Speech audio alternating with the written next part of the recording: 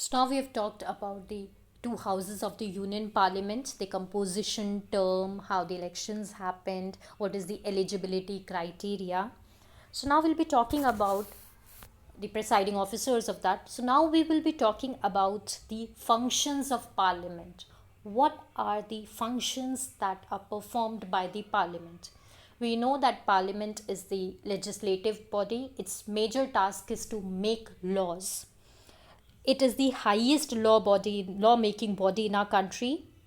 We see that the parliament is at the union level, at the national level, so it is the highest lawmaking body in the country. It not just only makes new laws in case there is some old law which requires certain modification, changes as per to the changing times, so it can also modify an existing rule, or it can also introduce new laws. Now, on what all things does it make law? We have already studied the union list, which lists the subjects on which the union parliament can make laws. So it can make laws on the subjects which are given in the union list, and it can also make laws on the subjects which are given in the concurrent list. And when there is a conflict between the law made by the union and the state in the concurrent list, it is the union law which prevails. Now, for any bill which is proposed, first a bill is presented in the parliament that we want to make these changes and implement this new law. When it is passed, approved by the parliament, only then that bill becomes a law. It is not that suddenly there is an announcement made, okay, now this is a new law in the country. No, first it is introduced, a bill is introduced in the House of Parliament, it is passed by the parliament, it is signed by the president, and then it becomes a law. There is a whole procedure. Now let us see how are new laws made. So we see that any member who wants to introduce or change any law, he will first of all take permission from the speaker, inform him that he wants to talk about this new bill or new law that he wants to bring about. When the speaker gives him permission, then he will introduce the bill in the house. Now the bill can be introduced either in the Lok Sabha or the Rajya Sabha. He will introduce, then it has to be passed by both the houses, then sent to the president to become a law. So if bill is first introduced in either house, the Lok Sabha or the Rajya Sabha, what is the bill? It is just a draft form of a law. It is not the final law. It's just in draft you have prepared. What after being passed it will become a law. So it is just the draft form of a law. Then a bill is introduced in either of the house. Then after introduction one house, it has to be passed by that house, and then it is sent to the other house, then it has to be passed by the other house also, and then finally it goes to the president. After the president approves it and signs the bill, it becomes a law. So the first step is that the bill is introduced in either house. Step 2, it has to be passed by both the houses. Step 3, then it goes to the president. After he signs it, it becomes a law. Now, what are the kinds of bill that are introduced? We see that there are different kinds of bill. There is an ordinary bill, there is a money bill, there is also a finance bill, and then there is this constitutional amendment bill. We'll be talking about these three bills. What is this ordinary bill? Ordinary bill is a simple draft which is proposal which is made for making some ordinary law in the parliament to be made. They just concern any ordinary laws that they have to introduce. So the bill which is proposed for that purpose is the ordinary bill. It can be introduced in either of the house. You can either introduce it in the Lok Sabha or in the Rajya Sabha. After that it has to be passed by both the houses and sent to the president, but it can be introduced in either of the house. Next is the money bill, the bill which will concern with the taxation system, the consolidated fund of India or the contingency fund of India, all these important money issues, that is known as the money bill. One important thing is that a money bill can only be introduced in the Lok Sabha. It cannot be introduced in the Rajya Sabha. It can only be introduced in the Lok Sabha. So there are two major differences between Lok Sabha and Rajya Sabha that you must remember. That Rajya Sabha one, we know the difference is a permanent house. It never gets dissolved. The other difference is that a money bill can only be introduced in the Lok Sabha, not in the Rajya Sabha. It has to be passed by both the houses, but it can be introduced only in the Lok Sabha. Then comes your constitutional amendment bill. Like the name suggests, this is to make any amendment or a change in the constitution.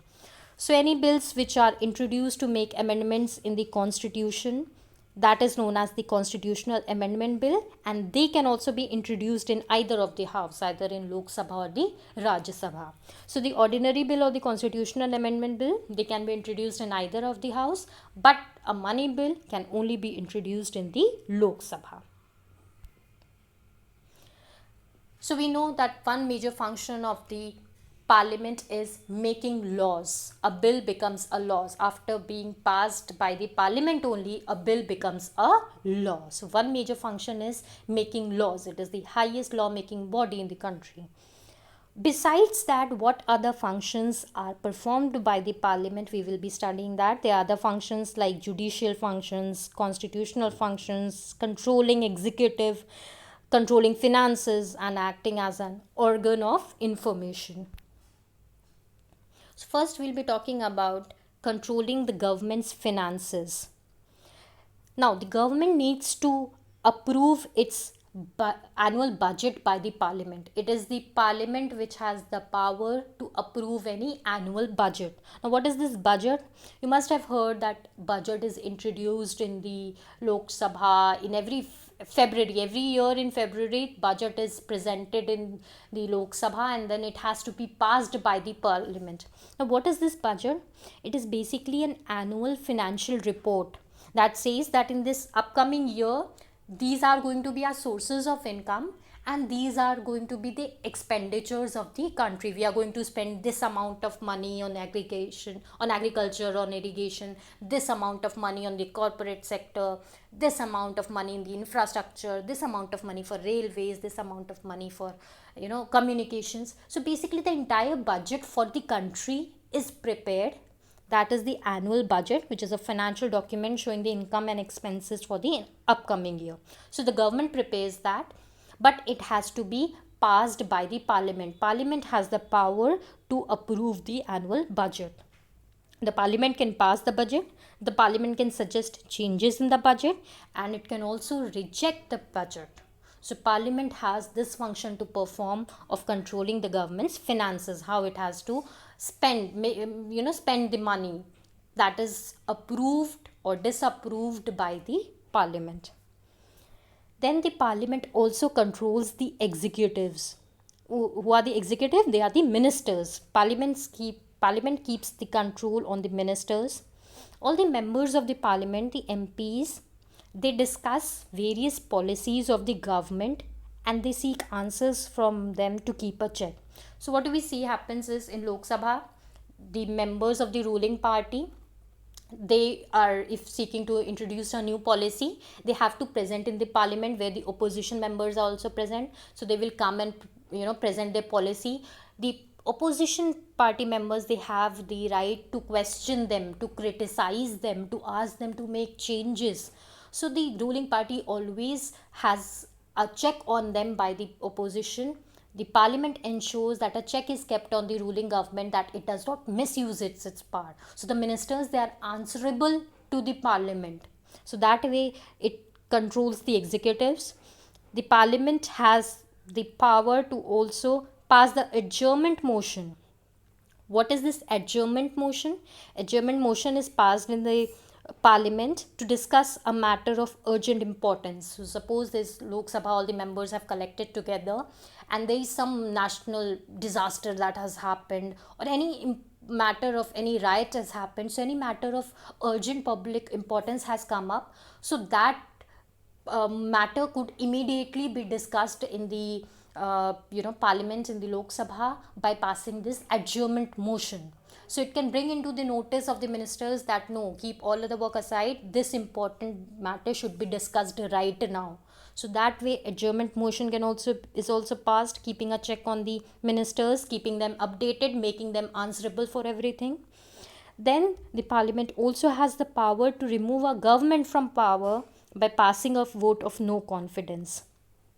if in the parliament, in the Lok Sabha, majority of its members pass the no confidence motion, the ruling government loses its power and its term comes to an end. So even the parliament not just keeps a check, a tag, making them answerable for their policies, they always have to ensure the majority in the parliament, that people do not turn against them, the members do not turn against them, because if they pass a no confidence motion, the ruling party can also lose its power. So this way the parliament exercises control over the ministers are answerable to the parliament.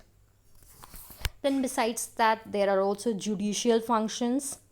The parliament has the power to remove some important officials from the office if they are found violating the constitution or they are found misusing their authority, and this process is called impeachment. So impeachment, what is impeachment? It is a process by which the parliament can remove important officials. Why? If they are not performing their duty properly, like if they are misusing their powers, in that case they can be removed. If they are violating, acting against the constitution, in that case they can be removed by the parliament through this process of impeachment.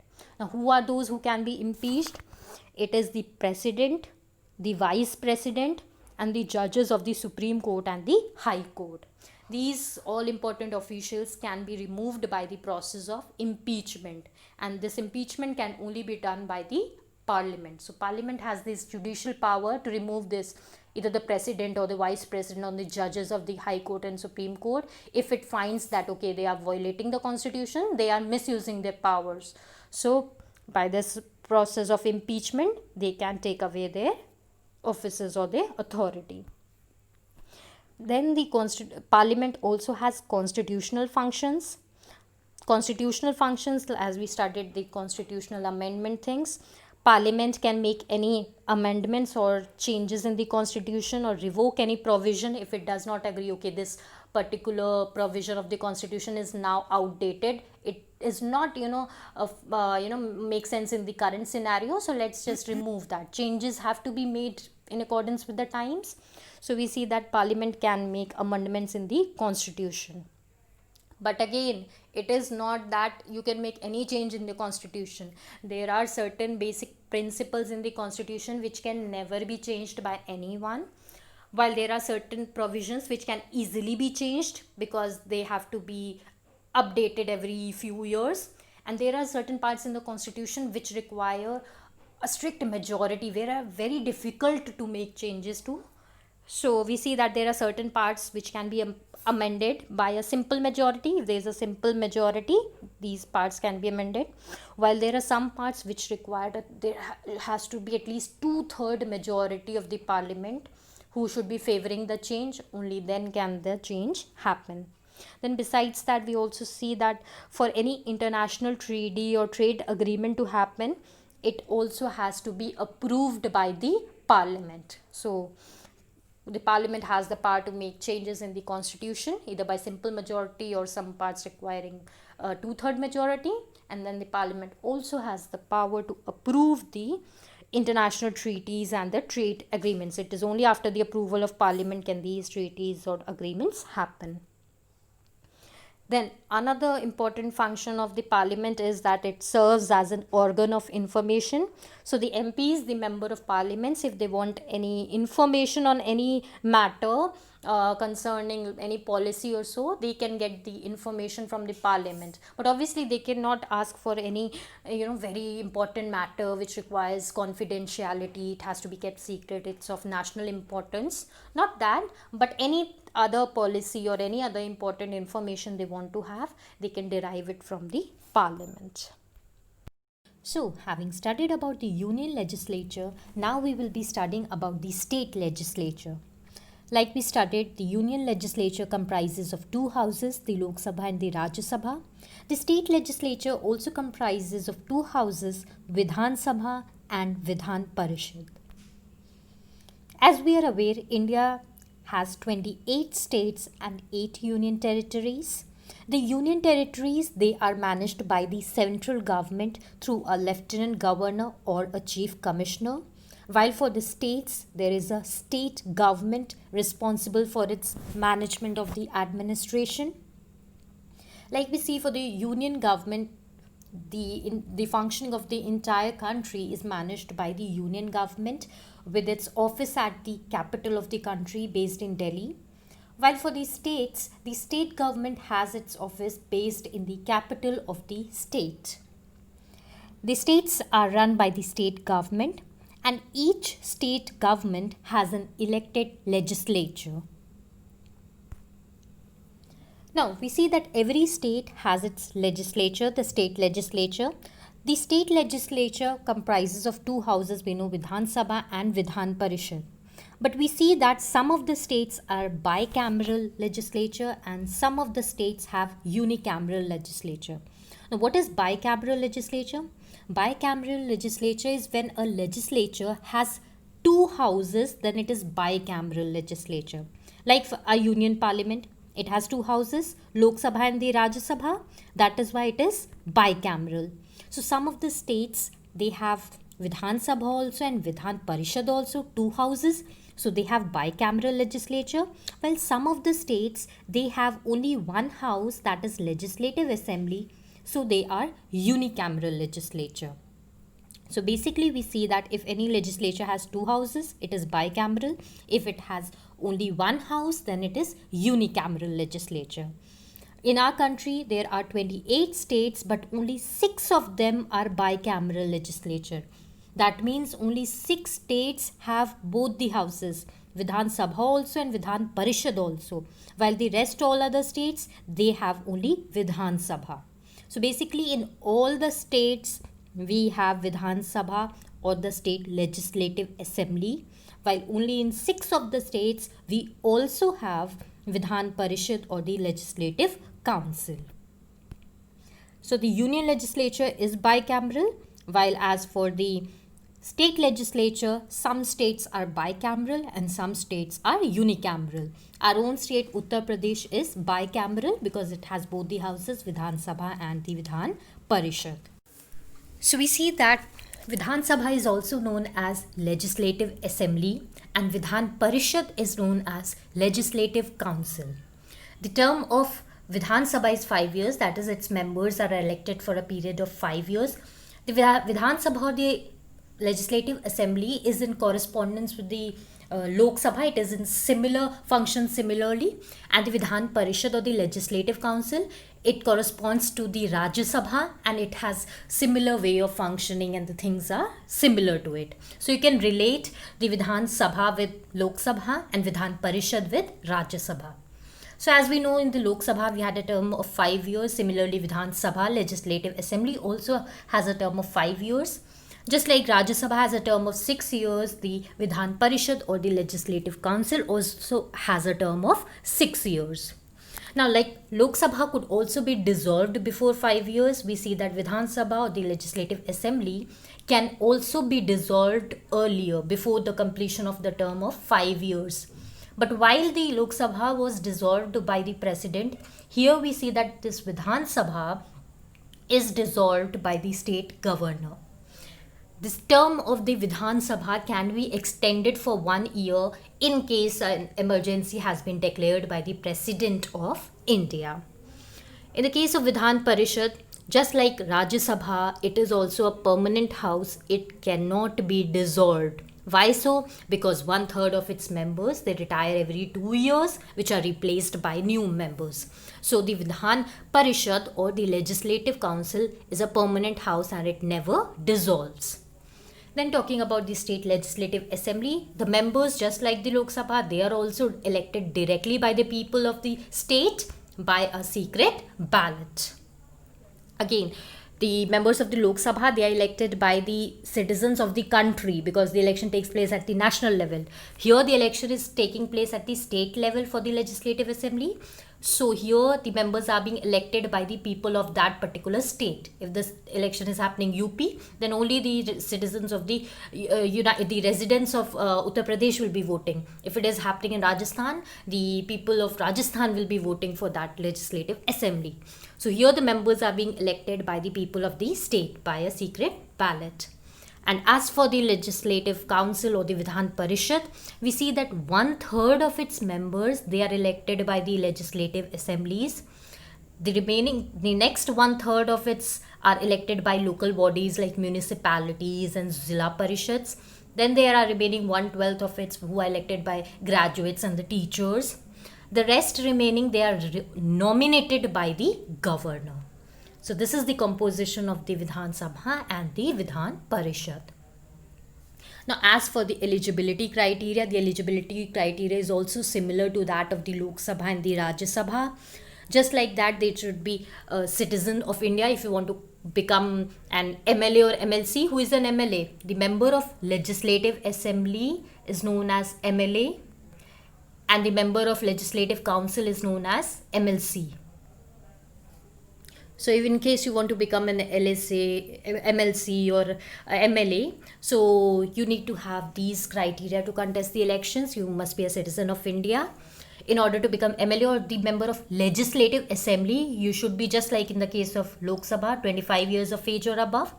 In the case of Vidhan Parishad or the Legislative Council, similar to that of Rajya Sabha, you have to be 30 years or above. The rest of the qualifications remain the same. You should be mentally sound. You should not be a criminal. You should not have any government job at the same time. And your name should be in the electoral list of the state in which you are contesting election. If you are contesting election from Uttar Pradesh, then your name or voter ID should belong to the Uttar Pradesh state itself. So whichever state you are contesting election for, you should have your name in that electoral list. So this is the eligible criteria to become a member of the state legislature. Then the functions of the state legislature, they also quite similar to the function of the parliament which happens at the national level. Here at the state level, we see the state legislature, it can make laws. Its primary task is to make laws at the state level. It can make laws on the subjects which are given under the state list and the concurrent list. We are aware for the state list, the laws could be made by the state legislature. For the concurrent list, the laws can be made by the union and the state. In case of a conflict, whose law prevails? The union law prevails. But if there is no conflict, in that case, the state can also make laws. So bills are passed here on these subjects of state and concurrent list. They are proposed and they are passed by both the houses and they become the law. All the money bills, in the case of parliament, we studied the money bills can be passed only in the Lok Sabha. Similarly, here all the money bills in the state legislature can be introduced only in Lok Sabha. Similarly, all the money bills here in the state legislature, they can be introduced only in the Legislative Assembly. Then we see that annual budget is also passed by the Legislative Assembly. What is the budget that we studied? Budget is basically, what is going to be the income of the state and whatever it's planning to make the expenses in the coming year, that is the budget. So that is also passed by the Legislative Assembly. What are the function it performs? The state legislative assembly also exercises control over the council of ministers, just like the parliament exercised control over the executive. Similarly, here it has control over the council of ministers. They are answerable to the state legislature. Then we see that again, if a vote of no confidence is passed in the legislative assembly against the ministry, then the ministry has to resign. This is also similar to the functioning of the parliament. Then we see state legislature also has the power to move an adjournment motion. We have studied what is the adjournment motion. When any matter of urgent public importance needs to be brought in the notice, at that moment this motion is introduced to stop all other work and to focus on a matter of urgent public importance. So state legislature has the power to do that. The state legislative assembly also participates in the election of president as well as the members of the Rajya Sabha. If you remember, we studied how are the members of the Rajya Sabha elected. The members of the Rajya Sabha, they are elected by the members of the state legislative assembly. So here they are talking about that only, that how the state legislative assembly plays a role in the election of the members of the Rajya Sabha. Similarly, the members of the legislative assembly also participate in the election of president of the country.